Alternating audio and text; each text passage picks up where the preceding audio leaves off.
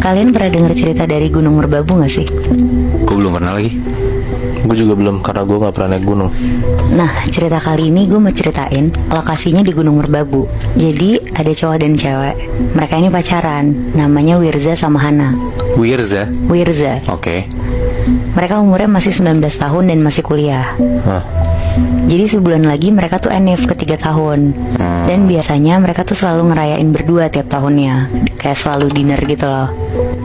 Karena udah bosen, tiba-tiba Hana nyeletuk ngomong ke Wirza, "Wir, kita coba naik gunung yuk pas 3 tahun nanti, bulan depan kan."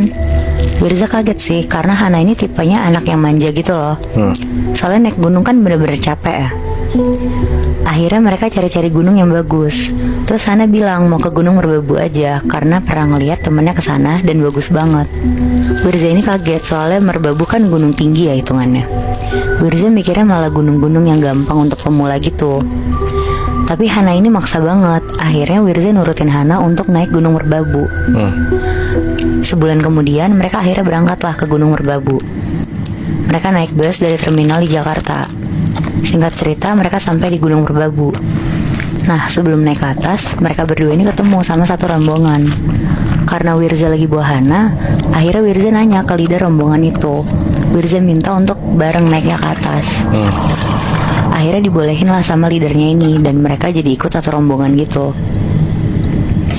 Pas udah mulai trekking, Hana seneng banget karena dia ngerasa ini pengalaman pertamanya dia.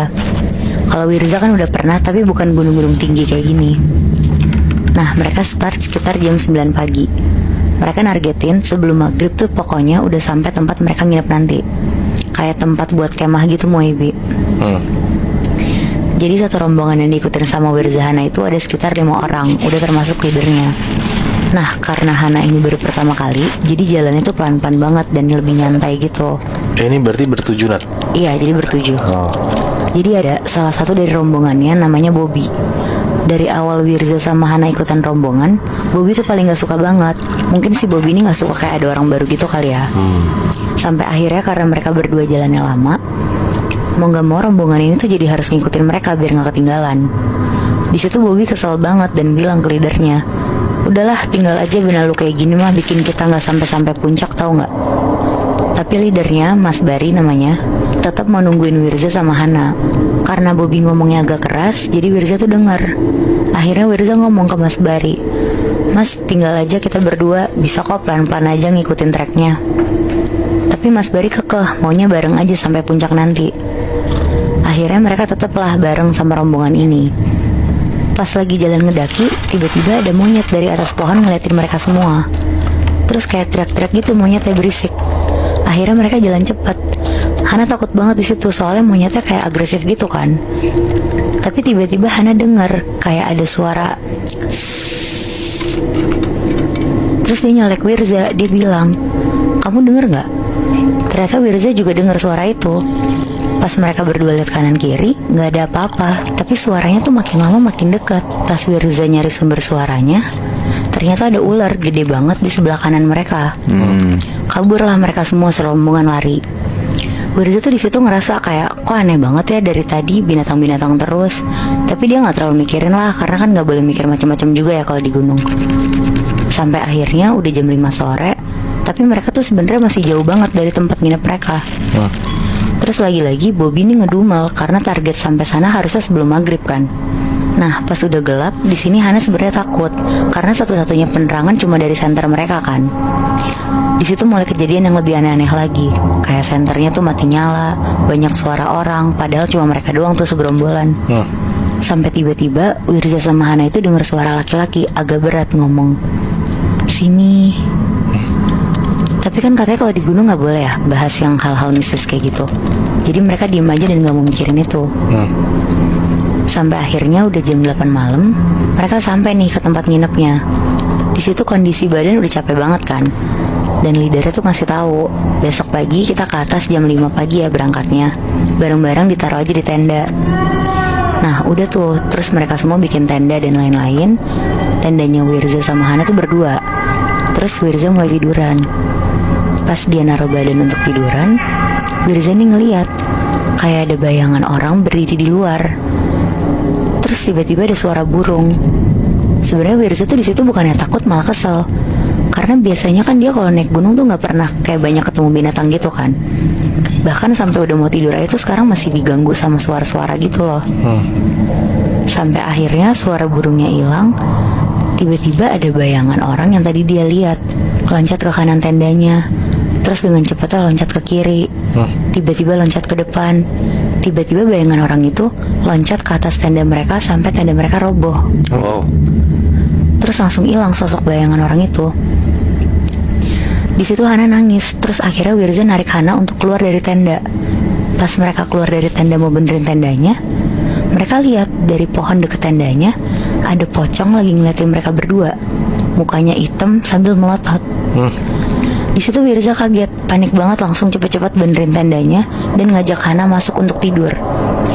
Tadinya Wirza mau minta tolong sama rombongannya, cuma karena udah tengah malam banget dan semuanya juga udah tidur, akhirnya mereka langsung masuk tenda untuk tidur. Besok paginya mereka bangun jam 5-an lah kira-kira, dan langsung siap-siap untuk berangkat ke puncak atas gunung. Mereka jalan kira-kira sampai ke puncak jam 1 siang. Pas udah sampai mereka seneng banget karena akhirnya tujuan mereka semua naik gunung tuh udah tercapai kan. Akhirnya mereka foto-foto nikmatin pemandangan. Terus gak lama mereka tuh turun. Karena Wirza ngerasa udah tahu jalannya, tinggal turun doang. Wirza sama Hana jalannya tuh nyantai. Pas mereka turun, tiba-tiba Wirza sama Hana ini ketinggalan sama rombongannya.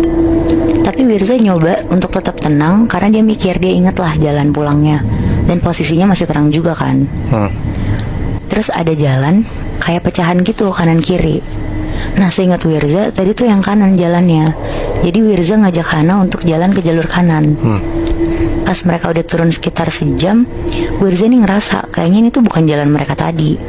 Terus bener aja Hana juga ngerasa yang sama. Dan sisa air mineral mereka tuh bener-bener tinggal sedikit banget. Di situ mereka duduk dulu, Hana nangis karena takut, Wirza juga kepusingan sendiri. Sampai akhirnya Wirza ini mikir untuk cari jalan dulu sendiri. Jadi dia tuh bilang ke Hana, "Han, bentar ya, aku cari jalan dulu, nanti aku kesini lagi." Wirza jalan ke bawah, gak terlalu jauh dia tuh ngeliat ada tenda. Tapi anehnya cuma satu tenda doang di situ, dan posisinya juga aneh gitu, kayak kanannya tuh jurang. Tapi karena Wirza juga udah bingung banget, akhirnya dia ke tenda itu sambil bilang, "Halo, permisi." Pas dia nengok ke tendanya, ternyata tendanya tuh kosong, gak ada siapa-siapa. Terus Wirza tuh ngeliat ada air mineral banyak banget di situ. Karena Wirza juga aus banget, tanpa mikir panjang dia minumlah air itu. Setelah dia minum, dia keluar dari tenda itu, dia mau nyamperin Hana lagi kan niatnya. Tapi ternyata kayak udah setengah jam Wirza muter-muter, gak ketemu-temu jalan untuk ke Hana lagi. Wirza panik banget di situ, dia tuh takut Hana kenapa-napa kan, soalnya kan Hana penakut banget kan. Dan padahal Wirza juga yakin kalau dia jalan ninggalin Hana tadi tuh gak jauh-jauh banget. Akhirnya Wirza teriak-teriak, "Hana, Hana." Tapi gak ada jawaban sama sekali. Tapi dari kejauhan Wirza ini ngeliat kayak ada kakek-kakek lagi jalan. Akhirnya Wirza ini jalan ke kakek-kakek ini sambil teriak, "Bapak, tolongin saya." Pas Wirza makin deket sama kakek ini, tiba-tiba banget kakek ini tuh hilang. Wah, kaget lah Wirza, gak habis pikir banget dia kan. Dan pas Wirza lagi ketakutan, dia nengok ke belakang kan. Pas dia nengok ke belakang, dia lihat jelas banget tenda tempat tadi Wirza ambil minum ditutupin sama 3 pocong yang mukanya hitam. Oh shit. Di situ Wirza lari sejauh mungkin, dan pas dia lari kenceng banget, dia nabrak orang. Orangnya ini tuh ternyata Mas Bari, leader rombongan mereka tadi. Mas Bari ngomong ke Wirza, "Kemana aja sih? Itu Hana udah di tenda loh." Di situ Wirza ceritain apa yang dia lihat tadi. Dan ternyata kata Mas Bari, jalur kanan yang diambil Wirza tadi tuh portal gaib yang seharusnya nggak dilewatin sama pendaki-pendaki. Anjir. Biasanya tuh jalanannya ditutup gitu. Tapi Mas Bari juga bingung kenapa bisa kebuka dan dilewatin mereka. Wirza juga cerita kalau sebenarnya dari awal udah ngeliat pocong. Dan kata Mas Bari, kayaknya sosok yang sering dilihat Wirza itu sengaja narik mereka untuk ke portal gaib itu. Setelah dari situ, akhirnya mereka serombongan tuh turun. Dan Mas Bari mutusin untuk jalan bareng sama Wirza dan Hana sampai ke bawah. Untungnya, Wirza sama Hana tuh gak digangguin apa-apa lagi sampai bawah. Wow. Mungkin apesnya si Wirza sama Hana aja kali ya, dipanggil sama pocong itu buat masuk ke portal alam gaibnya itu. Iya sih, kayaknya apes juga. Soalnya kan mereka gak ada kayak ngomong kotor gitu juga kan. Iya.